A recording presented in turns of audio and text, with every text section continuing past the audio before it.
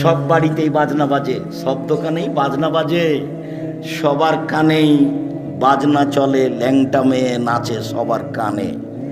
আল্লাহ নবী বললেন, যখন মানুষ উজু করে মুখমণ্ডল ধয়, তো মুখমণ্ডলে যা পাপ হয়েছে সব পাপ পানির সাথে, পানির শেষ ফোঁটার সাথে ঝরে যায়।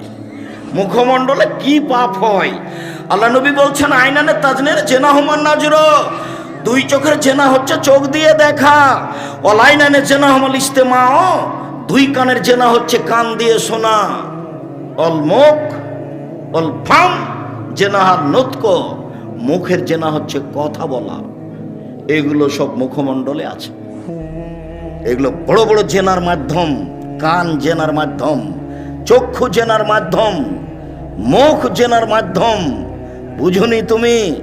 না বুঝে তুমি মেয়েটার সাথে দিন রাত গল্প করো প্রেমের জেনার, তুমি মনে করো কেউ দেখে না। ভুল হিসাব তোমার। তুমি মারিয়ামের মতো ভুলে যাও। মারিয়াম বলেছিল, কুনতু নাসিয়া মানসিয়া, আমি জাতির কাছে এমন হতে চাই, আমি মারিয়াম, এটা কেউ জানবে না যে আমি মারিয়াম। কেন? আমি যদি বাচ্চা নিয়ে গ্রামে যাই, তাহলে জনগণ বলবে, ছি ছি ছি ছি ছি, তুমি জেনা করে বাচ্চা নিয়ে এসেছো। তুমি বাইতুল মুকাদ্দাসে মসজিদে থাকো, মসজিদ ঝাড়ু দাও, তুমি এমন কাজ করো, আমি কি দিয়ে বুঝাবো গ্রামবাসীকে? বাচ্চা নিয়ে গ্রামে ঢুকলেন, তখন গ্রামের লোকেরা বলল, ছি ছি ছি ছি ছি ছি ছি, তোমার মা ভালো, তুমি এত খারাপ। ছি, তোমার বাপ ভালো, তুমি এত খারাপ। তো আমি মারিয়াম নাসিয়া মানসিয়া হয়ে যেতে চাই, কেউ যেন না জানে আমাকে। ওই মেয়েটার নাম্বার তুমি চিরদিনের জন্য ভুলে যাও। মেয়েটা যে কে এটা তুমি ভবিষ্যতেও মনে রাখবা না, কোনো দিন মনে রাখবা না। নইলে ও তোমাকে ধ্বংস করবে, তোমার বাপকে ধ্বংস করবে, তোমার বংশকে ধ্বংস করবে, তোমার জাতিকে করবে। তুমি সেখান থেকে ফিরে আসো 1 মিনিট, তোমাকে এখানে বাস্তব দেখায়। জুলাইখায় দরজা বন্ধ করেছিল সব। জুলাইখা সব দরজা বন্ধ করে বলেছিল ইউসুফকে, হাই তালাক, এইসব তুমি আমার সাথে জেনায় লিপ্ত হও। তখন এইসব বলেছিলেন, মাযাল্লাহ, আমি আল্লাহর কাছে আশ্রয় চাচ্ছি। বলো কি তুমি? ইন্নাহু রাব্বি আহসানা মাসায়া, আরে তোমার স্বামী আমার মালিক, আমাকে ভালো থাকতে দিয়েছেন, আমাকে ভালো খেতে দিয়েছেন, আমি এই অন্যায় কেমনে করি? তোমার স্বামী আমার মালিক। জুলাইখা, তোমার স্বামী আমার মালিক, আমাকে ভালো থাকতে দিয়েছেন, ভালো খেতে দিয়েছেন, আমি ওই অন্যায় কেমনে করতে পারি? মাযাল্লাহ, আমি আল্লাহর কাছে আশ্রয় চাচ্ছি। এই বলে তিনি দিলেন দৌড়। তখন দরজা খুলে বের হয়েছেন, এটা বোঝা যায় না। তিনি যখন শেষ দরজায় বের হয়েছেন, পিছনে আছে জুলাইখা, সামনে পড়ে গেল জুলাইখার স্বামী, এক জায়গায় 3 জন। জুলাইখার স্বামী, জুলাইখা, ইউসুফ আলাইহিস সালাম। সামনে পড়তেই জুলাইখা বলল, দেখেন কথা উল্টে দিচ্ছে। জুলাইখা বলল, এই দেখেন, আপনি যাকে বাড়িতে রেখেছেন সে আপনার স্ত্রীর সাথে জেনা করতে চায়। এত খারাপ মানুষ আপনি বাড়িতে রাখেন, এর কি শাস্তি হতে পারে? আরে আপনি কি শাস্তি উল্লেখ করবেন? আমি জুলাইখা বলছি, একে যথাযথ পিটন দিতে হবে, নইলে জেলখানায় বন্দি করতে হবে। 12 বছর জেল হলো। 12 বছর পরে সরকারের পক্ষ থেকে ইউসুফকে ডেকে পাঠানো হলো। ইউসুফ বললেন, জি না, আমি জেল থেকে বের হব না যতক্ষণ পর্যন্ত জুলাইখা জাতির সামনে ঘোষণা না দিবে আমি জুলাইখা অন্যায় করেছি, ইউসুফ করেনি। এই ঘোষণার পূর্ব পর্যন্ত আমি ইউসুফ জেল থেকে বের হব না। আমাদের নবী মুহাম্মদ সাল্লাল্লাহু আলাইহি সাল্লাম বললেন, আমার চেয়ে ইউসুফের অনেক ধৈর্য বেশি, আমার চেয়ে ইউসুফের অনেক ধৈর্য বেশি। আরে আমি মুহাম্মদ সাল্লাল্লাহু আলাইহি সাল্লাম যদি 12 বছর জেলে থাকতাম আর সরকারিভাবে যদি আমাকে ডেকে পাঠানো হতো, তাহলে আমি তাড়াহুড়া করে বের হতাম, চলো চলো চলো চলো। আমাদের নবী মুহাম্মদ সাল্লাল্লাহু আলাইহি সাল্লাম বলছেন যে আমার চেয়ে ধৈর্যশীল কে? ইউসুফ আলাইহিস সালাম। ইউসুফ আলাইহিস সালাম বলছেন, জি না, হবে না, আগে জুলাইখাকে জাতির সামনে ঘোষণা দিতে হবে। জুলাইখা ঠিকই 12 বছর পরে জাতির সামনে ঘোষণা দিল, আমি অন্যায় করেছি, ইউসুফ অন্যায় করেনি। এই যে দেখছেন না, নারী হলো 3 জানের বড়ি, নারী হলো 3 জানের বড়ি। গোপন কথা বলা হবে না, সাথে সাথে তার ফাঁদে পড়া হবে না, তার ফাঁদে পড়লে সব কিছু হারিয়ে যাবে।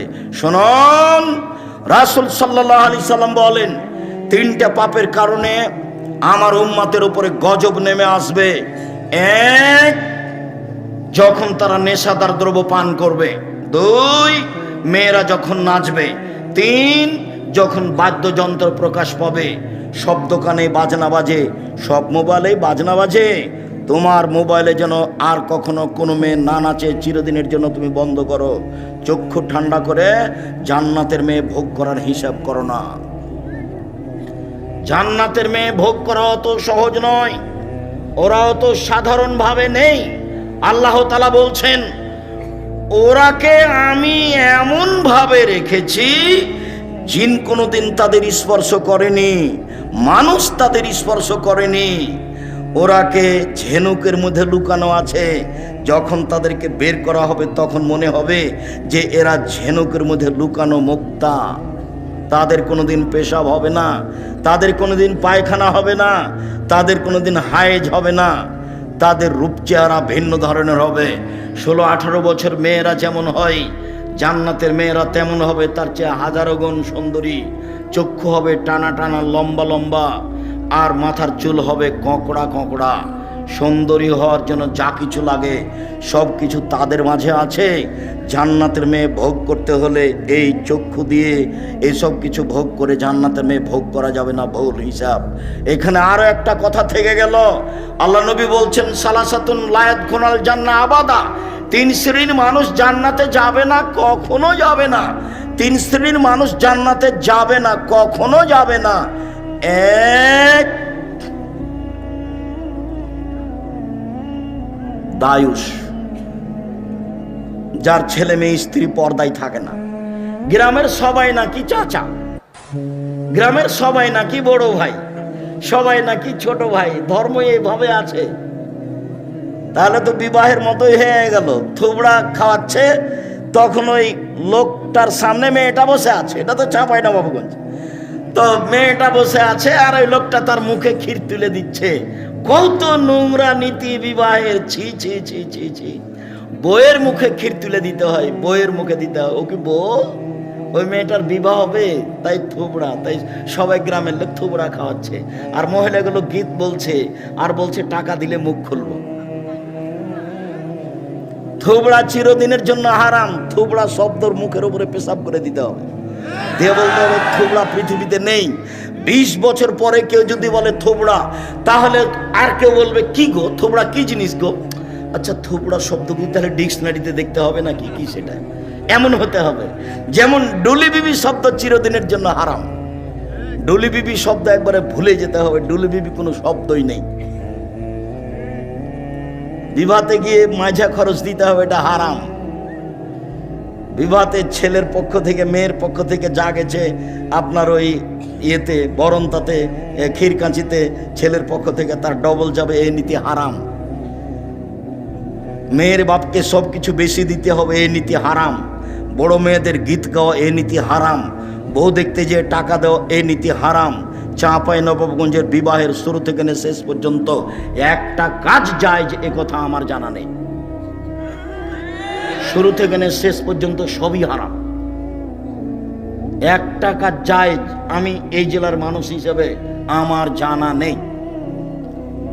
যদিও এরা একটা কাজ মনে করে যে উকিল বাপ লাগে, উকিল বাপ লাগে। তো রংপুর, দিনাজপুর, লালমনিরহাট, নীলফামারী, কুড়িগ্রাম, পঞ্চগড়, ঠাকুরগাঁ এসব ডিস্ট্রিক্টের মানুষ মনে করে যে উকিল বাপ ধরাই লাগবে। আর চট্টগ্রামের লোক মনে করে যে উকিল বাপই হলো বাপ। আজ থেকে ওই হলো বাপ, ওই মেয়ের বাড়ি যাবে, ও আসবে, এই হলো বাপ ঘোষণা হয়ে গেছে। যাবে আসবে, যাবে আসবে, মরা পর্যন্ত হলো বাপ আর হলো বেটি। কেমন কথা! এ কোন ধরনের নোংরা নীতি? বিবাহের জন্য 4 জন সাক্ষী লাগে না, 2 জন লাগে। 4 জন নয়, খাতাতে নিয়ম লিখা আছে, ওটা হারাম। 2 জন সাক্ষী পক্ষে নয়। একটা বিবাহ জায়েজ হওয়ার জন্য কয়টা সাক্ষী? 2 জন। বাস, কোর্টের বিবাহ বাতিল। কোর্টে যদি বিবাহ হয় আর মেয়ে যদি 10 ছেলে হয়ে যায় তো 10টাই হারাম। 10 ছেলের মায়ের বিবাহ পড়াতে হবে। কাকে দিয়ে পড়াতে হবে? ওর বাপকে। বলে ওর বাপ মারা গেছে। তো ওর ভাই বলে ওর বড় ভাই মারা গেছে। তো বলে ওর ছোট ভাই, ছোটটাও মারা গেছে। কে আছে? যেগুলো ছেলে জন্ম নিয়েছে সেগুলো আছে। ওর মা আর বিবাহ পড়ায়।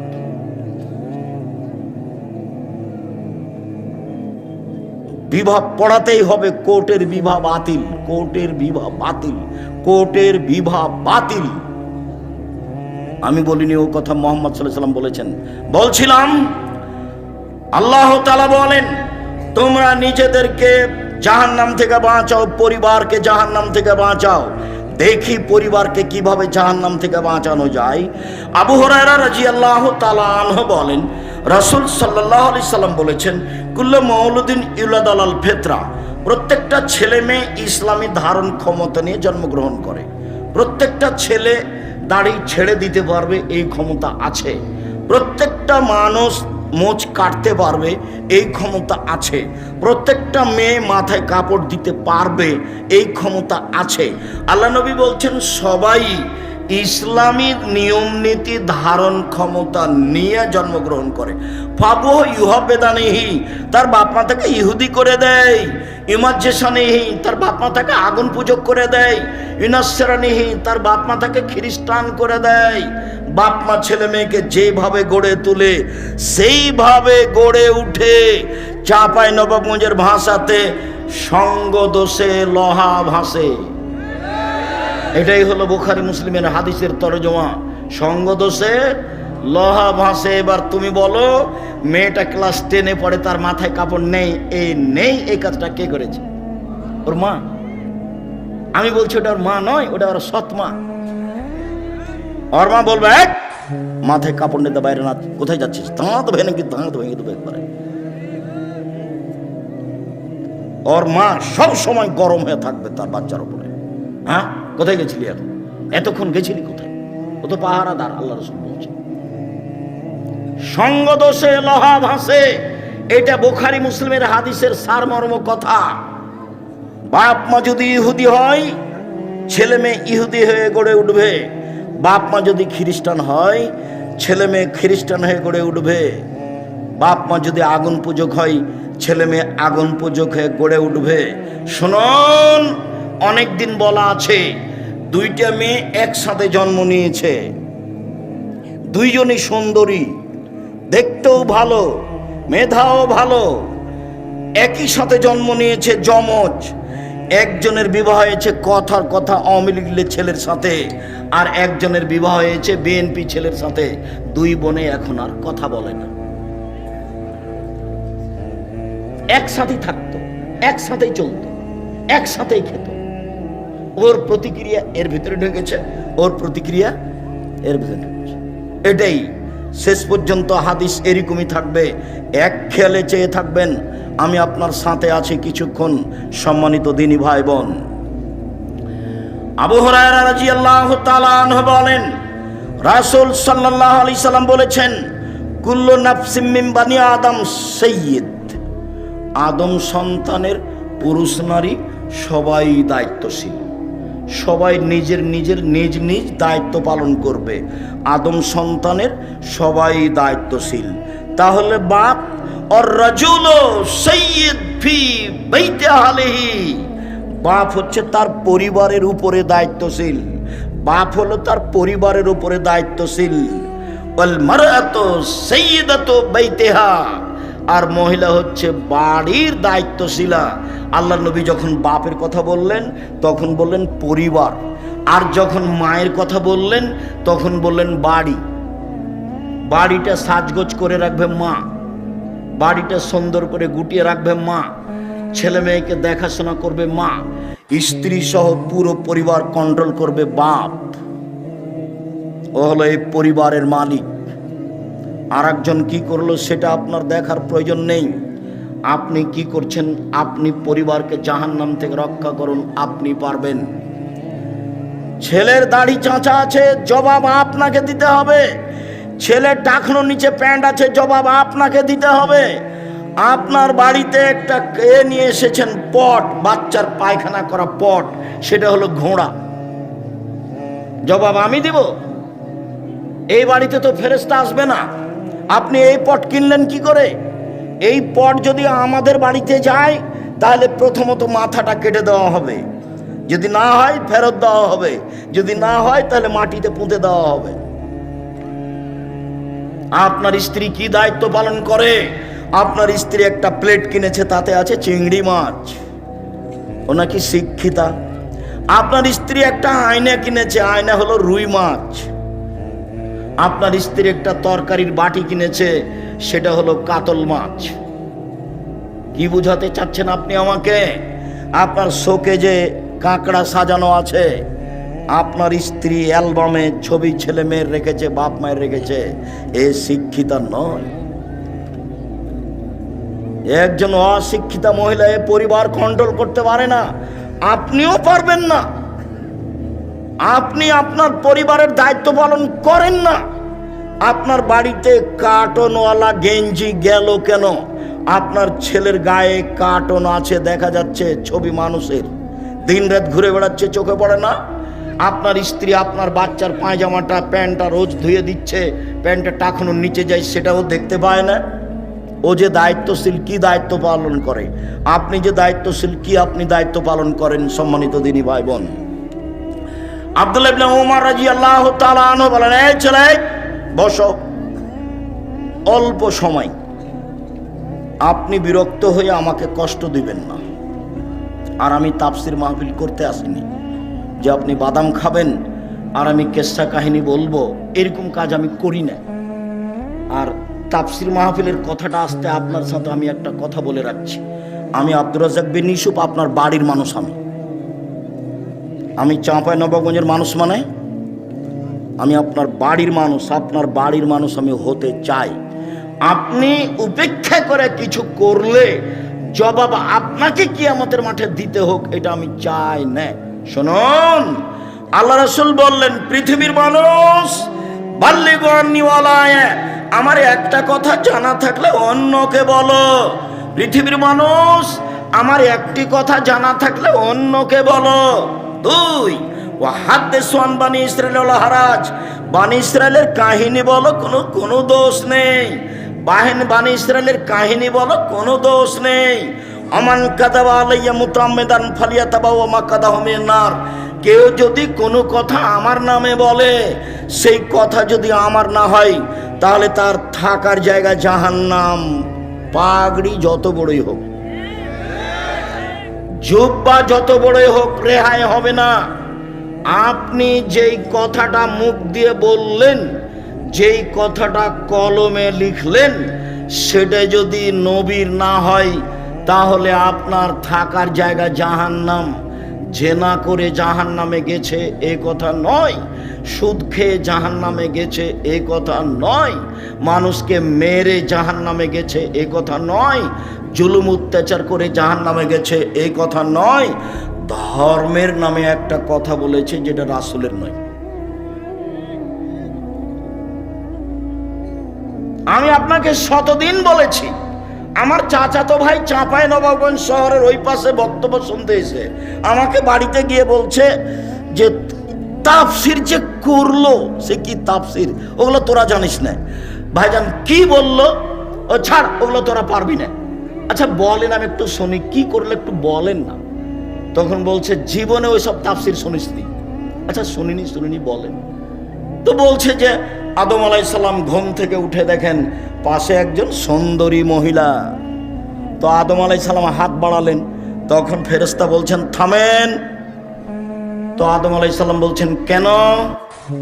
তাহলে মোহর দিতে হবে। মোহর আবার কি? তো বলছে যে মুহাম্মাদের নামে 10 বার দুরূদ পড়ে দিতে হবে, সেইটা হলো মোহর। আল্লাহ বলছেন যে আদম আলাইহিস সালাম সবচেয়ে বড় শিক্ষিত পৃথিবীতে। কেন? আল্লাহ বলছেন আমি আদমকে কি করেছি, সব কিছু শিখিয়ে দিয়েছি। এমন কোনো কিছু পৃথিবীতে ছিল না, এখন নেই, কিয়ামত পর্যন্ত হবে না, যেটা আদম জানতেন না। আদম আলাইহিস সালাম পৃথিবীতে সবচেয়ে বড় শিক্ষিত। এত বড় শিক্ষিত মানুষ বউখান কিভাবে হালাল করতে হবে সেটাই জানেন না। মোহর না দিয়েই হাত বাড়াতে গেলেন, ফেরেশতা বললেন থামেন। আদম আলাইহিস সালাম বললেন কেন? মোহর দিতে হবে। মোহর আবার কি জিনিস? মুহাম্মাদের উপরে 10 বার দরুদ পড়ে দিতে হবে, 1000 বার দরুদ পড়ে দিতে হবে। আমি কিয়ামত পর্যন্ত সময় দিয়েছি, কিয়ামত মানে আমার মরা পর্যন্ত। যেমন কোরআন মাজিদের গায়ে শরীফ লেখা আছে, আমি সময় দিয়েছি কিয়ামত পর্যন্ত, না আমার মরা পর্যন্ত। কোরআন মাজিদের শেষে 1 পৃষ্ঠা দোয়া লেখা আছে, দোয়া খাতমিল কোরআন। আমি বলেছি নবীর নয়, এটা মানুষের বানানো। সময় দিয়েছি কিয়ামত পর্যন্ত, না আমার মরা পর্যন্ত। আপনি মনে কষ্ট নিয়েন না, আমি আপনার ভাই। আপনি মনে কষ্ট নিয়েন না, আমি আপনার ভাই। আপনি মনে কষ্ট নিয়েন না, আমি আপনার ভাই, আমি আপনার ছেলে। আপনার বাড়িতে লেখাপড়া করে আমি মানুষ হয়েছি, আপনার সামনে আমি হক কথা বলবো, এটা আমার অধিকার আছে। আপনি যদি কিছু মনে করেন আমি দুঃখিত, আপনি দায়িত্ব পালন করেননি। এই জন্য মুকশিদুল মুমিনিন বইয়ে প্রথমে লেখা আছে 1 ওয়াক্ত নামাজ কাজা করলে 80 হোক বা জাহান্নামে থাকতে হয়। প্রমাণ করেন দেখি, প্রমাণ করেন দেখি। বইয়ের এক জায়গাতে হেডলাইনে লেখা আছে অবিবাহিত ছেলেমেয়ের পড়া নিষেধ। অবিবাহিত ছেলেমেয়ের পড়া নিষেধ। যে দেখে সেই পড়ে, যে দেখে সেই পড়ে, যে দেখে সেই পড়ে। আমি নিজে পড়ে দেখলাম, আমি নিজেও পড়ে দেখলাম, দেখি কি আছে। আমি তো বিবাহিত মানুষ, আমি তো আর নায়ের মধ্যে নেই, তা আমি পড়ে দেখলাম। এখন লেখা আছে ভরা পেটে স্ত্রী মিলন হলে ছেলে ভ্যাংচা হয়, সফরের পূর্বে স্ত্রী মিলন হলে ছেলে কানা হয়, চন্দ্র সূর্য গ্রহণে স্ত্রী মিলন হলে ছেলে টেরা হয়। এসব কথা লেখা আছে। আল্লাহর কসম, আমি আব্দুর রাজ্জাক বিন ইউসুফ আপনার কাছের মানুষ, আল্লাহর কসম এগুলো সত্য কথা নয়, বরং কোরআনের বিরোধী। আল্লাহ বলছেন নিসাউকুম হারসুল লাকুম ফাতু হারসাকুম আনাশাতুম। পৃথিবীর মানুষ তোমাদের স্ত্রী তোমাদের জমি, পৃথিবীর মানুষ তোমাদের স্ত্রী তোমাদের ক্ষেত, পৃথিবীর মানুষ তোমাদের স্ত্রী তোমাদের জমি।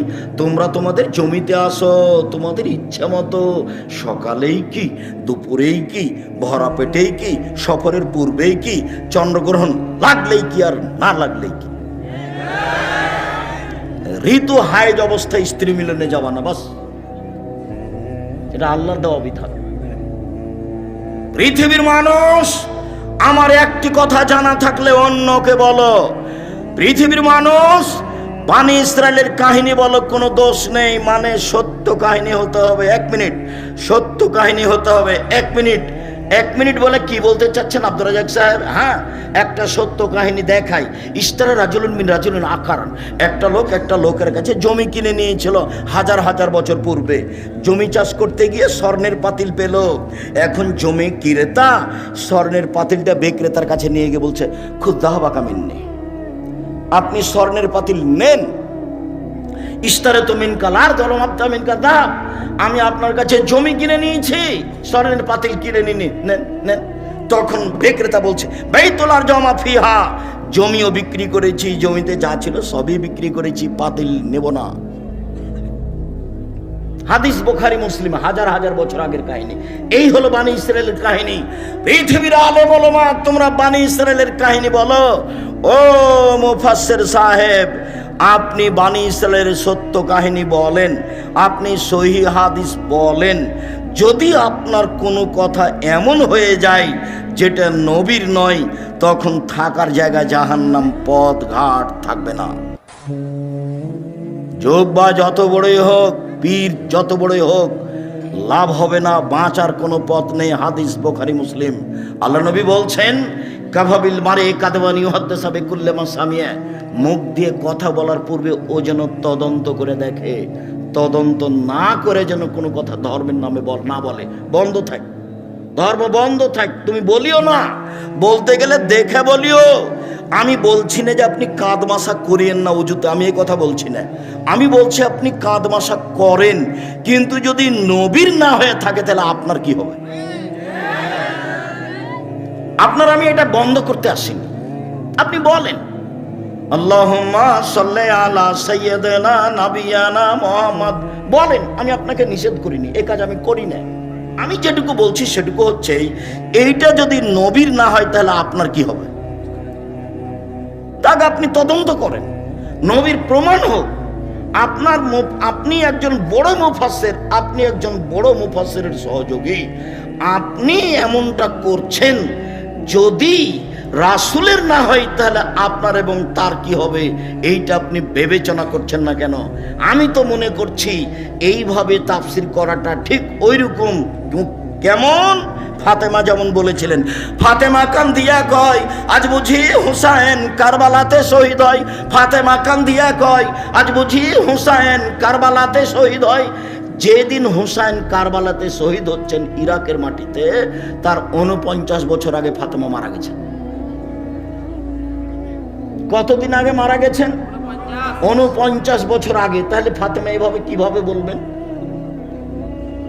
তাহলে তো ধর্মের কথা, আমি যদি এরকম বক্তা হই তাহলে আমার কথা হয়ে গেল ওইরকম পুথির গানের মতো, 6 মাসের রাস্তা মর্দ 6 দিনে গেল, ঘোড়ায় চড়িয়া মর্দ হাঁটিয়া চলিল।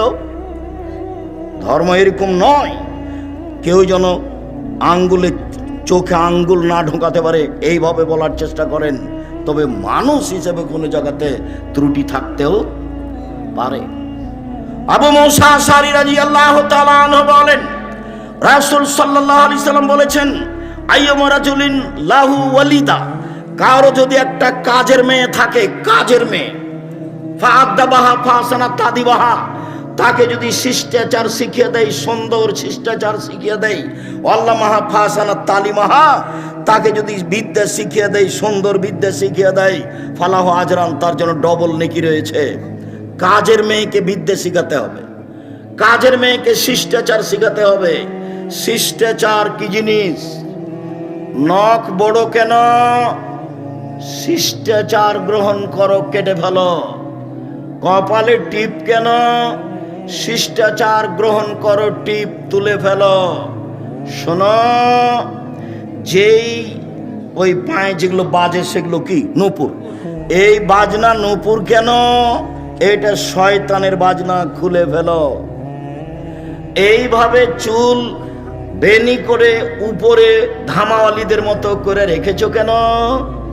এই শিষ্টাচার বন্ধ করো। শিষ্টাচার কি জিনিস? শিষ্টাচার কি জিনিস? আম্মু বাড়ি থেকে বের হলে আমাকে সালাম দিয়ে বের হও, শিষ্টাচার।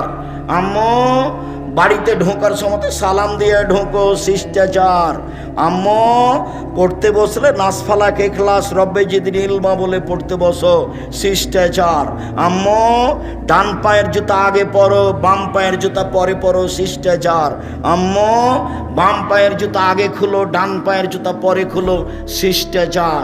আম্মু টয়লেটে ঢোকার সময় দোয়া পড়ো, বের হওয়ার সময় দোয়া পড়ো, শিষ্টাচার। আম্মু মসজিদে ঢুকলে ডান পা আগে দাও, বাম পা পরে দাও, শিষ্টাচার। আম্মু মসজিদ থেকে বের হলে বাম পা আগে দাও, ডান পা পরে দাও, শিষ্টাচার। শিষ্টাচার দিয়ে, ইসলামী শিষ্টাচার দিয়ে দিন রাত পূর্ণ হয়ে আছে। আম্মু ডান হাতে গিলাস ধরো, 3 শ্বাসে পানি পান করো, শিষ্টাচার। ফিলিস্তিনের লোকেরা অরিজিনাল আরবি, মূল আরবি। ফিলিস্তিনের লোকেরা একবারে নগদ আরবি, কিন্তু তারা নিচে নামতে নামতে নামতে এমন নেমেছে যে শিষ্টাচার টোটালেই ভুলে গেছে। আব্দুর রহিম মিশর আজহারে পড়তো, সেই সুবাদে গাজা ফিলিস্তিনের লোকেরা যারা মিশরে এসেছিল, ওদের আমরা বাছাই করে কয়েকশো লোককে কয়েকবার সহযোগিতা করেছি। তো আমি সেদিন সহযোগিতা দিচ্ছি আপনাদের পক্ষ থেকে। তা আমি যখন দিচ্ছি তখন বাম হাতে নিল, আর একজন বাম হাতে নিল। আমি দেওয়া বন্ধ করে বক্তব্য দিলাম। আমি আরবিতে শুনলাম, ওরা তো আরবি আমার চেয়ে বেশি বুঝে।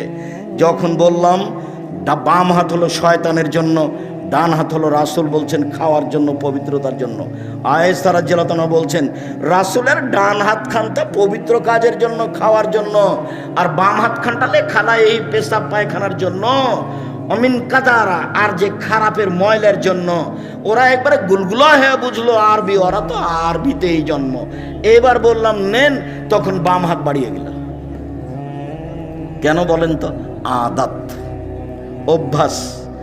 বক্তব্য বুঝলো ঠিকই, কিন্তু যেটা চলমান অভ্যাস সেটা পরিবর্তন সহজে করতে পারলো না। বাম হাতে নিচ্ছে, বাম হাতে নিচ্ছে, বাম হাতে খাচ্ছে, বাম হাতে চা ধরছে। শয়তান খায় বাম হাতে, পেশাবের কাজ বাম হাতে, পায়খানার কাজ বাম, ছুঁচে বাম হাতে। মানুষ কি করে? ছুঁচে বাম হাতে, পায়খানা লাড়ে বাম হাতে। আচ্ছা, আপনি বাম হাতে চা খাচ্ছেন, আপনার একটু মানবতা নাই? আপনি শিক্ষিত মানুষ, কে বললো? আমি বলিনি ভাইজান, আমি কোনোদিন বলিনি। আপনাকে আমি গরু ছাগলের মতো মনে করি। বুঝেও বুঝে না ওরা, অন্তর আছে বুঝে না, দেখেও দেখে না ওরা, চক্ষু আছে দেখে না, শুনেও শুনে না ওরা, কান আছে শোনে না। উলাইকা কালানাম, তারা পশু প্রাণীর মতো, তারা গরু ছাগলের মতো, তারা কুকুর শ্রীর মতো। ভালো মজাও তার চেয়ে বেশি।